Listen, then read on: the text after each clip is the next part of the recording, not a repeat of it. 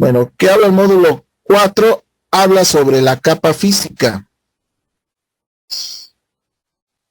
Y aquí vamos a ver el propósito de la capa física, características de la capa física, cableado de cobre, cableado UTP, cableado de fibra óptica, medios inalámbricos. Son los títulos de los temas. Y bueno, el objetivo es explicar cómo los protocolos de capa física, los servicios y los medios de red admiten las comunicaciones a través de las redes de datos. Bien. El propósito de la capa física, la conexión física. Antes de que pueda ocurrir cualquier comunicación de red, se debe establecer una conexión física a una red local. Esta conexión puede ser cableada o inalámbrica, dependiendo de la configuración de la red. Esto generalmente se aplica si usted está considerando una oficina corporativa o en casa. La tarjeta de interfaz de red, la vamos a llamar NIC, N-I-C, conecta a un dispositivo de red. Y algunos dispositivos pueden tener una sola tarjeta, mientras que otros pueden tener varias tarjetas. Pueden ser cableadas o inalámbricas. No todas las conexiones físicas ofrecen el mismo nivel de rendimiento.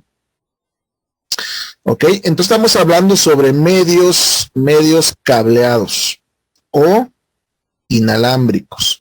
Si son medios cableados, puede ser a través del cable de 8 hilos de 4 pares que llamamos UTP, o fibra óptica o coaxial, que ya está en desuso.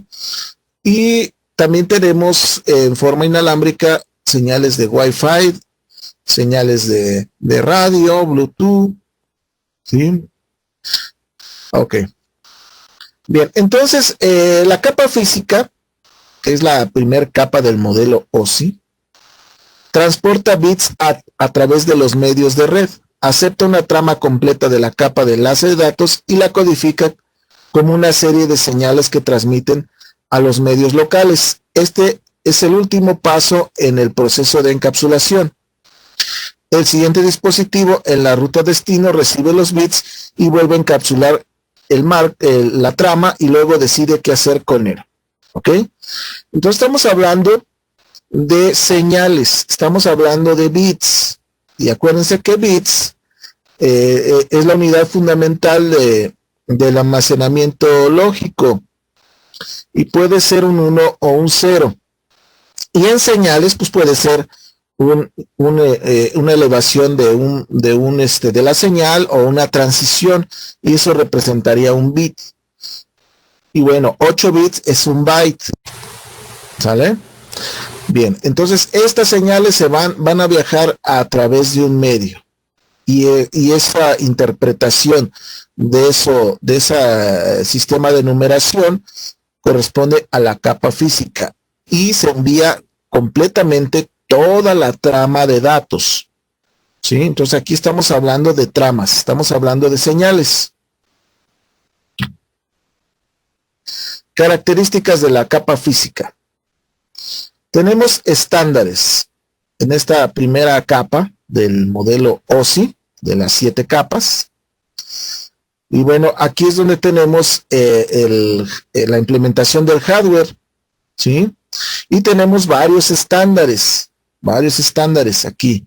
El ISO, el EIA-TIA, de las asociaciones de ingenieros en telecomunicaciones y eléctricos, los ingenieros, las organizaciones en telecomunicaciones, la I2T, la ANSI, la IEEE, el Instituto de Ingenieros Eléctricos y Electrónicos.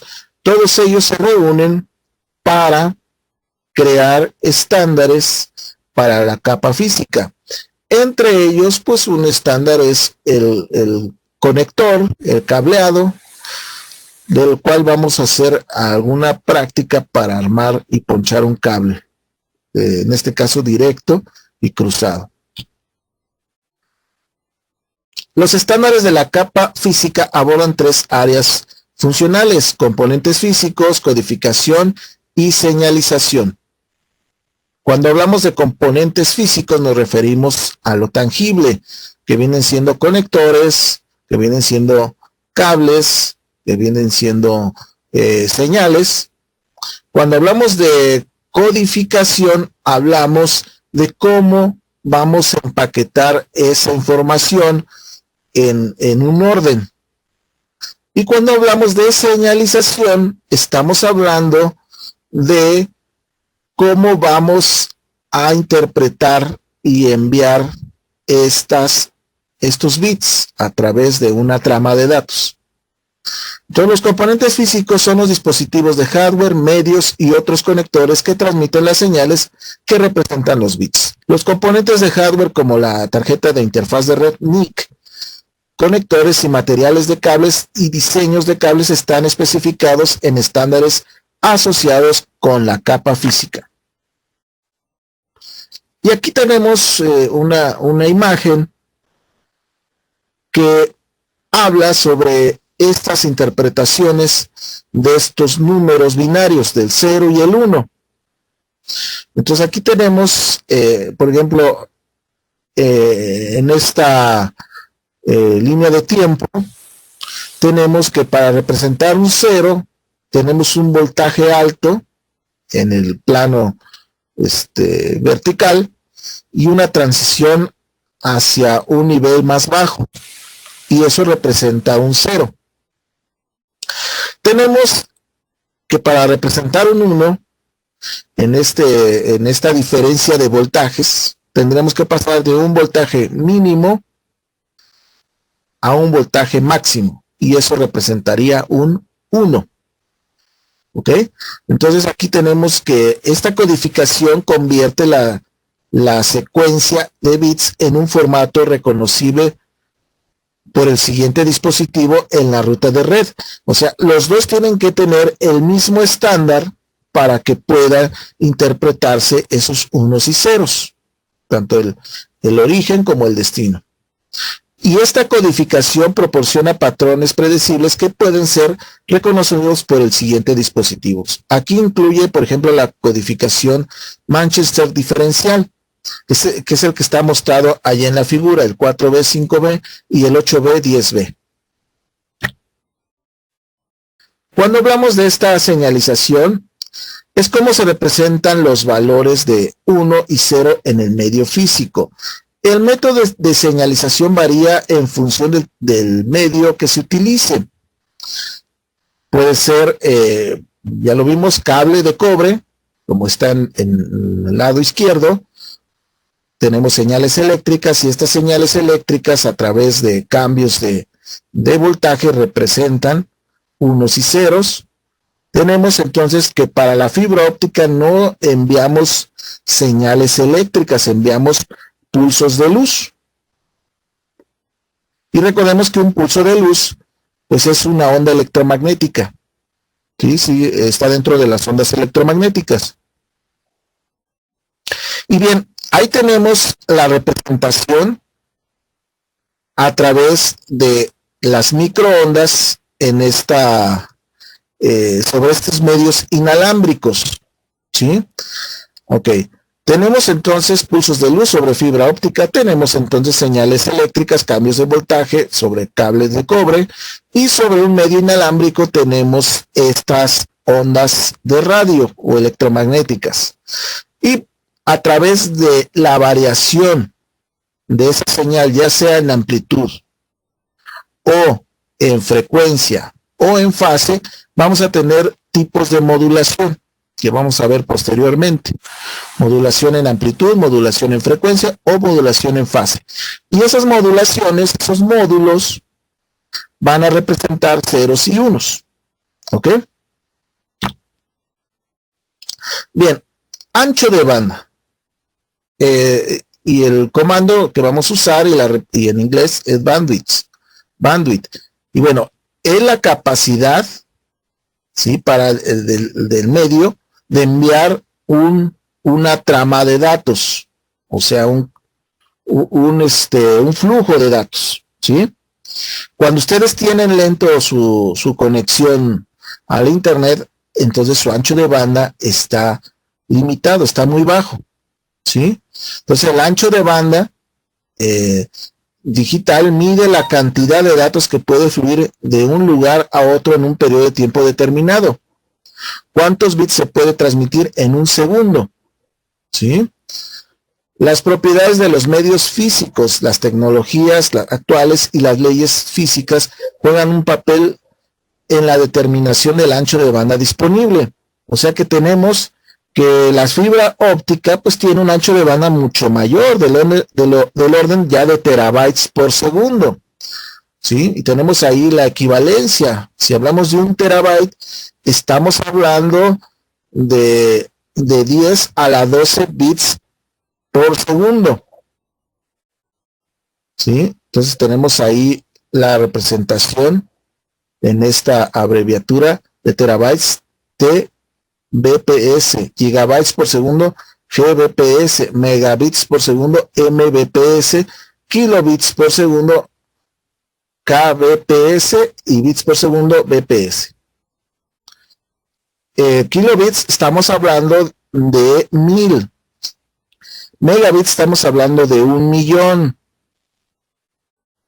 Gigabits estamos hablando de 1.000.000.000. Terabits estamos hablando de 1.000.000.000.000. ¿Ok? Es un número extremadamente grande. Y por segundo, pues tendríamos que tener un medio pues muy rápido para poder enviar tanta información en un segundo. ¿Sí? Entonces tenemos para medios eléctricos, el orden está hasta los gigabits por segundo, y para medios ópticos tenemos terabits por segundo. Terminología de ancho de banda, latencia, cantidad de tiempo, incluidos los retrasos para que los datos viajen de un punto a otro. O sea, es tiempo, la latencia lo vamos a considerar el tiempo. Desde que sale el paquetito, pasa por un dispositivo y vuelve a salir. El rendimiento, la medida de transferencia de bits a través de los medios durante un periodo de tiempo determinado. Capacidad de transferencia útil, la medida de los datos utilizables transferidos durante un periodo de tiempo determinado. Esas son las terminologías que vamos a usar. El rendimiento, sobrecarga de tráfico, también está dentro de la transferencia. Rendimiento, que es los bits a través del medio durante un periodo de tiempo, y latencia, el tiempo en lo que un paquetito entra a un dispositivo y sale. Cableado de cobre. El cableado de cobre es el tipo más común de cableado utilizado en las redes hoy en día. Es económico, fácil de instalar, tiene baja resistencia al flujo de corriente eléctrica, pero tiene también limitaciones. La atenuación. Cuanto más tiempo tenga que viajar las señales eléctricas, más débiles se vuelven. O sea que tenemos una distancia recomendada a través de un estándar. Para el cable UTP, su distancia es de 100 metros. También tenemos que la señal eléctrica es susceptible a la interferencia de dos fuentes principales, que pueden modificar esa señal, la pueden distorsionar. Estamos hablando del EMI, la interferencia electromagnética, y el RFI, la interferencia de radiofrecuencia. Y el crosstalk, que es cuando un par interfiere con otro par, porque ambos están enviando información y producen una interferencia. Tenemos la mitigación. El estricto cumplimiento de los límites de longitud del cable mitigará la atenuación. Algunos tipos de cable de cobre mitigan el EMI, o sea, la interferencia electromagnética, y el RFI, la radiofrecuencia, mediante el uso del blindaje metálico y conexión a tierra. Cuando hablamos de blindaje, nos referimos a una malla que va a recubrir el cable. Ustedes lo han visto en el cable de televisión. Esa mallita que tiene rodeado a un hilo de cobre en el centro, esa malla se llama blindaje. Algunos tipos de cable de cobre mitigan la diafonía girando cables de par de circuitos opuestos juntos. O sea, el trenzado, ¿eh? Tenemos aquí los tipos de cable de cobre. Tenemos el UTP, donde tenemos 8 hilos, 4 pares de color diferente, uno azul, uno naranja, uno verde y uno marrón o café. Y tenemos el cable STP, que es el que tiene el trenzado, pero tiene una malla de recubrimiento, ¿sí? Apantallado, como le llaman, y el otro es sin apantallar. O sea, no tiene, el cable UTP no tiene ese recubrimiento, esa mallita, ese blindaje, y el cable STP sí lo tiene. Al igual que el cable coaxial sí tiene también esa malla, ese blindaje o ese apantallamiento de las señales. El cable coaxial es un solo hilo. Ok, tenemos el par trenzado sin blindaje, UTP. UTP es el medio de red más común.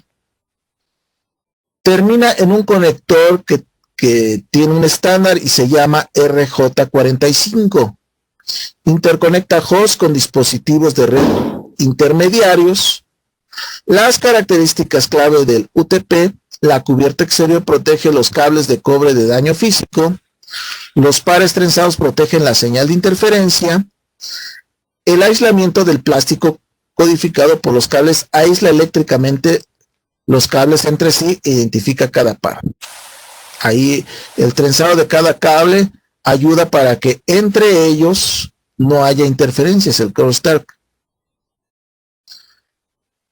Tenemos el par trenzado blindado. Es igual que el UTP, pero tiene esa protección, ese blindaje contra el ruido de producto de las interferencias electromagnéticas o de la radiofrecuencia, como lo comentamos. Entonces, esa cubierta exterior protege de esas interferencias, pero también protege a los cables. Y después también tiene un aislamiento de plástico, ¿ok? Y los colores son los mismos, excepto que ahí podemos también interconectar la malla al sistema de tierras. Cable coaxial. Consiste en una cubierta de cable exterior para evitar daños físicos menores. Tiene su blindaje. Y este blindaje tiene una trencilla. Está trenzado. O una lámina metálica también puede tener, en vez de la trencilla, que actúa como el segundo cable, el retorno, en el circuito también como un escudo a las interferencias electromagnéticas. Una capa de aislamiento de plástico flexible y el conductor de cobre, que es donde se van a enviar las señales eléctricas, que es el hilo que viene en el centro. Existen diferentes tipos de conectores para este cable coaxial. El tipo BNC, que es este conector, pues lo podemos identificar porque cuando lo insertamos, nada más hacemos un giro, medio giro, y tiene un seguro para que no se salga. De la naval de Inglaterra fue diseñado. Tenemos el conector tipo N y el conector tipo F, el que utilizamos para televisión.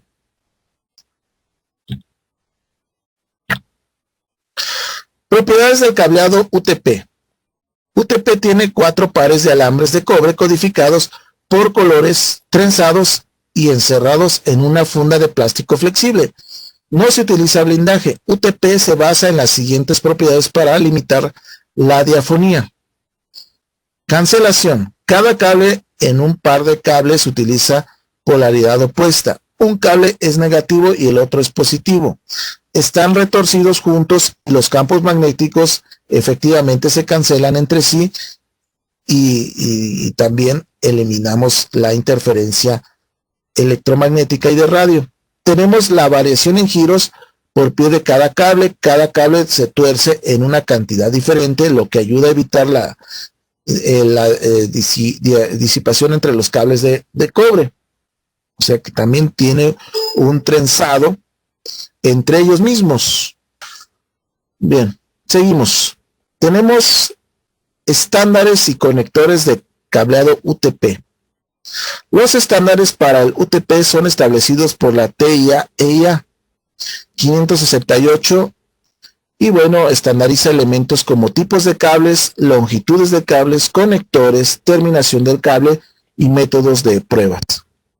Los estándares eléctricos para el cableado de cobre son establecidos por el Instituto de Ingenieros Eléctricos y Electrónicos, IEEE por sus siglas, que calientan el cable de acuerdo con su rendimiento. Entre los ejemplos se encuentran los siguientes: categoría 3, categoría 5, 5E, categoría 6.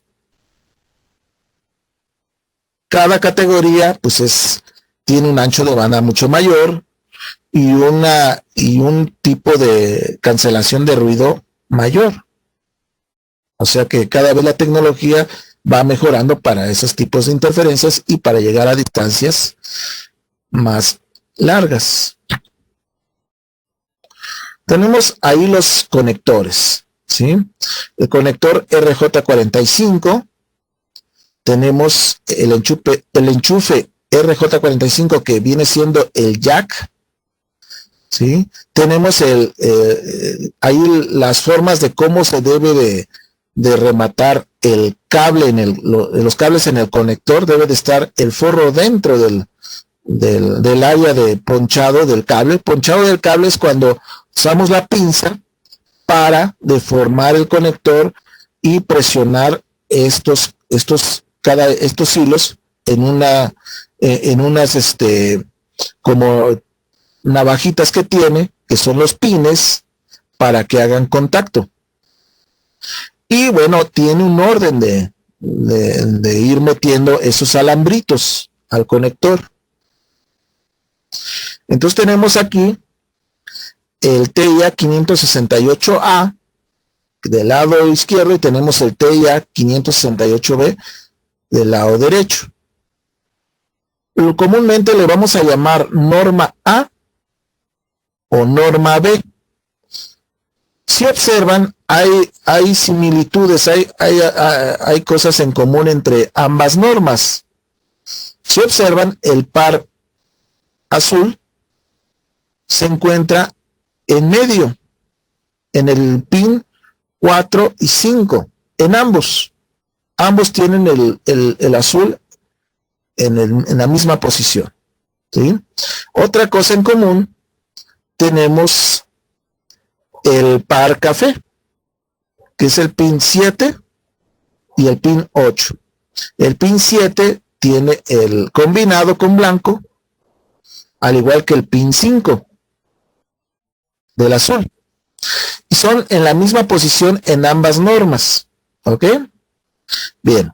Otra cosa en común que tienen es que los números impares, por ejemplo, el pin 1, el pin 3, el pin 5 y el pin 7, son combinados, tienen blanco con algún color en ambas normas. Ahora, ahí ya vamos aprendiéndonos, pues no de memoria, sino a través de estas observaciones, que son cosas comunes entre ambas normas. Pues ya nada más nos restaría aprendernos de memoria que la norma A, el TI 568A, empieza con el par de color verde.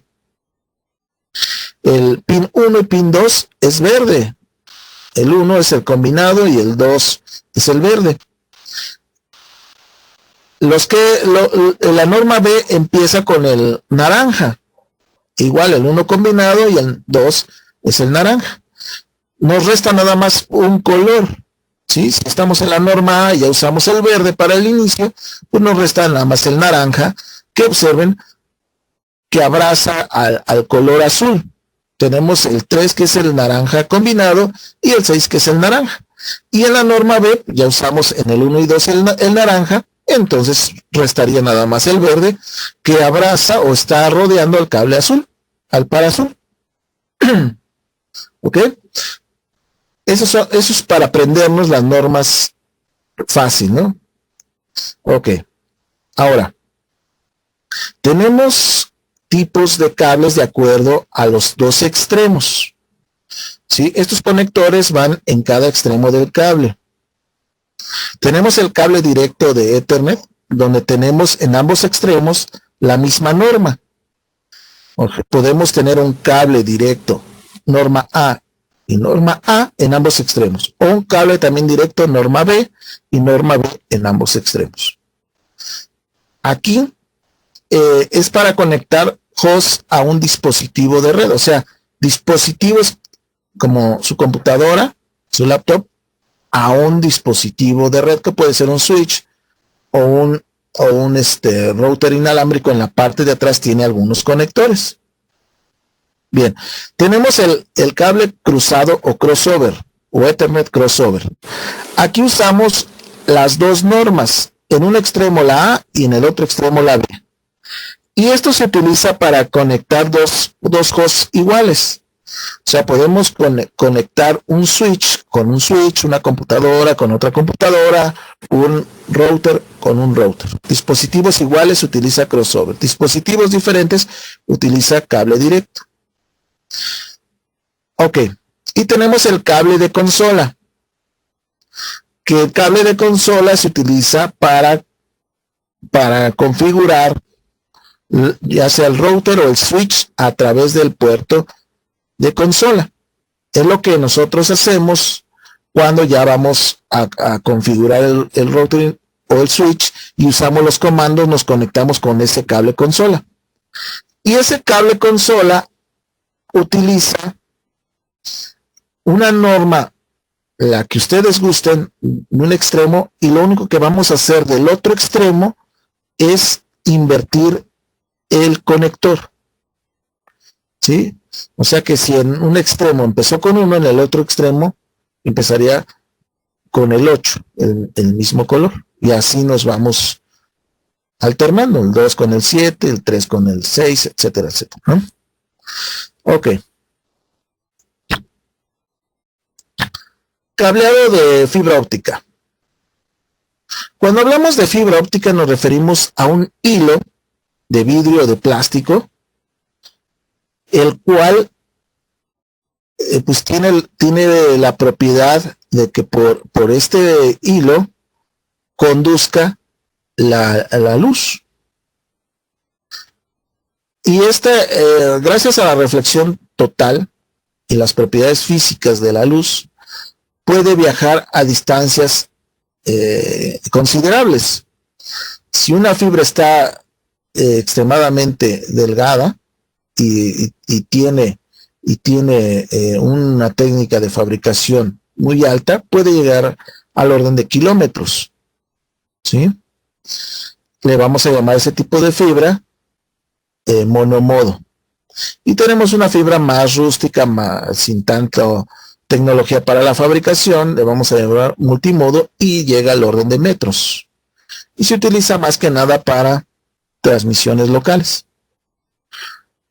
No es tan común como el UTP y es un poquito más cara que el UTP.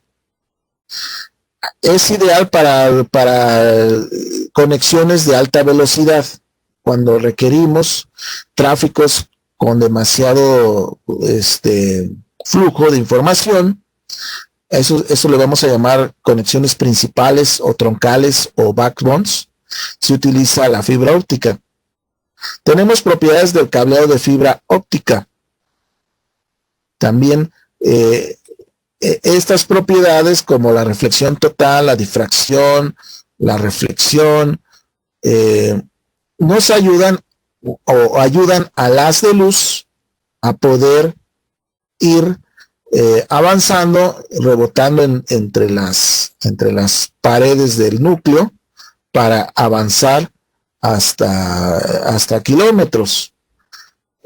Tiene una curvatura máxima, ¿sí? Para que no se pierda esa o se atenúe esa señal de luz. Es menos susceptible a la atenuación y es completamente inmune a las interferencias electromagnéticas o de radiofrecuencia. Hecho de fibras flexibles, finas, de vidrio muy puro, de sílice por lo regular. Cuando tenemos enlaces pequeños en distancia, se utilizan LEDs para codificar los pulsos de luz y fibras multimodo. Para llegar a distancias considerables del orden de los kilómetros, ya utilizamos el láser, que es un tipo de luz en un color o en una frecuencia con una intensidad más grande. El cable de fibra óptica actúa como una guía de onda para transmitir luz entre dos extremos con una mínima pérdida de señal. Entonces tenemos ahí la fibra monomodo y la multimodo o de modos múltiples, como les comentaba. Tenemos ahí en la monomodo un núcleo muy pequeñito y en la otra tenemos un núcleo más grande. Utiliza láser, costosos láseres, la fibra monomodo para poder llegar a distancias más grandes. Y la fibra de modos múltiples o multimodo utiliza LEDs menos caros y obviamente que se ve limitado en distancia. Y llega hasta el orden de los 10 gigabits por segundo. La dispersión se refiere a la extensión de los pulsos de luz con el tiempo. El aumento de la dispersión significa una mayor pérdida de la intensidad de la señal. Tiene mayor dispersión las fibras monomodo que la multimodo. Y una distancia máxima, la multimodo, de 550 metros. O sea que por esa dispersión llega, por esta mayor dispersión llega a menos metros la fibra de modos múltiples o multimodo. Uso de cableado de fibra óptica. En la actualidad el cableado de fibra óptica se utiliza en 4 tipos de industrias: redes empresariales, fibra hasta el hogar, FTTH, redes de larga distancia, redes de cableado submarino, para conectar continentes o conectar países a través del mar. Y las redes empresariales pues, se utiliza principalmente en el cableado principal o backbone y dispositivos de infraestructura de conexión entre switches de alta velocidad. La fibra para el hogar se utiliza cuando tenemos anchos de banda, un proveedor de servicios con un buen ancho de banda, y bueno, siempre activos en hogares y pequeñas empresas. Eso depende mucho de proveedor, quién te va a ofrecer el internet. Te puede llegar hasta el hogar, hasta tu hogar, a través de conexión de fibra óptica, y obviamente pues vas a tener un ancho de banda mucho mayor. También en esas redes de larga distancia se utilizan para conectar países y ciudades. Estos troncales principales, como en México corre uno desde Tijuana hasta Yucatán, pues ahí lleva el tráfico de telecomunicaciones principal. Y el cable submarino, como lo comenté, es para conexiones entre continentes, y el cable se hunde en el mar y sale en las costas de un país y llega a las costas de otro país. Tenemos ahí tipos de conectores de fibra óptica. El de punta directa ST, los conectores Lucent Simplex LC, conectores de suscriptor SC, conectores LC multimodo duplex. Y lo que cambia pues es la forma del conector y también cómo tiene el corte en la terminal de la conexión del hilo de fibra con la parte que va a transmitir la luz hacia el dispositivo. Hay cuadrados, hay unos que tienen seguro, otros tienen otro tipo de seguro. Y los más comunes, pues es el simplex, LC, ¿sí? O SC, es el que más se utiliza. Tenemos aquí los cables o cordones de conexión de fibra. Cable conexión SC-SC, multimodo. Cable de conexión LC-LC, cable de conexión ST-LC, cable de conexión ST-SC. La cubierta amarilla es para cables de fibra monomodo y naranja para cables de fibra multimodo. Entonces los que tienen cubierta amarilla son para cables monomodo y los de naranja para cables multimodo. Y tenemos diferentes tipos de conectores para conexiones diferentes. Podemos tener en un extremo un tipo de conexión y en el otro extremo otro, dependiendo qué dispositivos, qué puertos tengan los dispositivos que vas a conectar. Aquí tenemos la comparación de fibra contra cobre. Entonces la fibra óptica se utiliza principalmente como cableado de red troncal para alto tráfico punto a punto, conexiones entre instalaciones de distribución de datos para la conexión de edificios o campos multiedificantes. O sea, para conexiones entre edificios y para conexiones de distribución, donde haya grandes tráficos de información. Bueno, ahí tenemos en la tablita el cable UTP, fibra óptica, y cuando hablamos de admitido por ancho de banda, tenemos los rangos. ¿Sí? Se observan, el ancho de banda para el cable UTP es de 10 megabits por segundo a 10 gigabits por segundo, y en el cable de fibra óptica es mucho más alto, de 10 megabits por segundo a 100 gigabits por segundo. La distancia, ahí tenemos considerable, ¿verdad? El orden hasta 100 metros para el cable UTP, y el cable de fibra óptica hasta 100 kilómetros podemos llegar, ¿sí? Tenemos una inmunidad ante las interferencias eléctricas o de radio, muy baja para el cable UTP y alta para el cable de fibra óptica, o sea, casi es inmune, o todo inmune, dependiendo. La inmunidad a peligros eléctricos para el cable UTP es baja y alta, o sea que no conduce electricidad el cable de fibra óptica.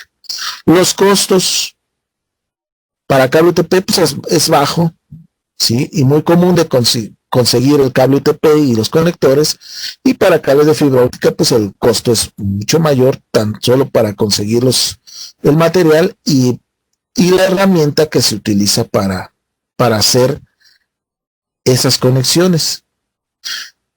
Las habilidades de instalación para el cable UTP, que ustedes van a adquirir esa habilidad, ¿sí? En el laboratorio, ya cuando estemos en el laboratorio, es bajo, pero en fibra óptica es más alto y se requiere herramienta más sofisticada.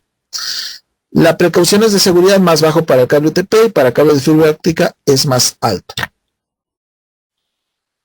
Medios inalámbricos. Tenemos que las propiedades de los medios inalámbricos, hablamos de las conexiones inalámbricas, donde se transportan señales de radio electromagnéticas, y estas señales representan dígitos, ya sea para frecuencias de radio o microondas, estos dígitos de unos y ceros binarios, y proporciona la mejor opción de movilidad. Aquí tenemos una gran ventaja con respecto a los medios cableados, ¿verdad? Que podemos tener la movilidad. Los números de conexión inalámbrica siguen aumentando. Algunas de las limitaciones de la tecnología inalámbrica es el área de cobertura. Ustedes se salen de su área de cobertura Wi-Fi y pues ya no tienen conexión a la red y a internet. Entonces también hay interferencias, pueden tener por ahí algunos vecinos o alguna fuente de radio que esté emitiendo ruido y tenemos interferencias. Entonces esas interferencias pues, pueden interrumpir las conexiones. También la seguridad, la cobertura de las comunicaciones inalámbricas no requiere acceso a una cadena física de medios, por lo que cualquiera puede acceder a la transmisión. Y ahí lo que se utiliza en la seguridad para estas redes inalámbricas, pues es la encriptación de estos datos, la codificación, ya que cualquier dispositivo pudiera captar esa onda que viaja en el espacio. Lo que se trata es que no la pueda cifrar, no la pueda leer. A diferencia del cableado de conexión fija, ¿verdad? De las conexiones alámbricas, que requeriría alguien poder meter el cable en el puerto de la red local. Las wireless LAN, las redes inalámbricas LAN, de medio compartido funcionan semiduples, lo que significa que solo el dispositivo puede enviar o recibir a la vez. Muchos usuarios que acceden a la WLAN simultáneamente resultan en un ancho de banda reducido por cada usuario. El ancho de banda también es limitado entre más se vayan alejando de pues de la fuente, de su router inalámbrico, de su access point inalámbrico. Ok, tenemos aquí varios tipos de medios inalámbricos, estándares. Y bueno, en la capa física, estas especificaciones, pues están dentro de los métodos de codificación de datos de señales de radio, frecuencia e intensidad de transmisión, requisitos de recepción y de codificación de señales, diseño y construcción de antenas. Ya que para estas señales electromagnéticas, pues necesitamos el transductor, que convierte la electricidad de su dispositivo en una onda de radio. Y eso está dentro de algo que conocemos como antena. A veces estas antenas son internas y no las vemos en su laptop. Estas antenas están a un costado del display, de la pantalla. En sus teléfonos celulares tenemos esas antenas también dentro del celular. Ok, tenemos estándares inalámbricos. Por ejemplo, el Wi-Fi definido en la IEEE 802.11, tecnología de red de área local inalámbrica, o WLAN. Tenemos el Bluetooth, que está dentro del estándar IEEE 802.15, estándar de red inalámbrica de área personal. Y la vamos a llamar WPAN. Tenemos el WiMAX IEEE 802.16, utiliza una tecnología punto a multipunto para proporcionar acceso inalámbrico de banda ancha. Tenemos el Zigbee, que es el estándar IEEE 802.15.4, comunicaciones de baja velocidad de datos y bajo consumo de energía, principalmente para aplicaciones de Internet de las cosas, el IoT. En general, una red inalámbrica requiere de los siguientes dispositivos. Un punto de acceso inalámbrico, que lo vamos a abreviar con AP o Access Point en inglés, que es el que concentra las señales inalámbricas de los usuarios y conecta a la infraestructura de la red basada en cobre existente, o sea que hace la conversión de la red cableada a la red inalámbrica. Y tenemos adaptadores de interfaz de red inalámbricos. Si ustedes tienen una computadora de escritorio y no tienen una conexión inalámbrica, tendrían que usar un adaptador, una tarjeta o algún dispositivo que se conecte a la USB para que ustedes puedan acceder en forma inalámbrica al Access Point. Y bueno, hay una serie de estándares para esto, ¿eh? Al comprar equipos con tecnología WLAN, hay que asegurarnos que sean compatibles y que puedan operar entre sí, ya que existen diferentes tecnologías. Los administradores de red deben desarrollar y aplicar políticas y procesos de seguridad estrictos para proteger las WLAN del acceso no autorizado y los daños. Nada serviría que tú tengas una red cableada muy segura, con cortafuegos, con antivirus, Sparman, etcétera, etcétera. Toda una política de seguridad muy estricta, y colocas un punto de acceso y por ahí se pueden conectar los hackers. Entonces ahí es algo que debemos de considerar cuando instalemos un access point a tu red local.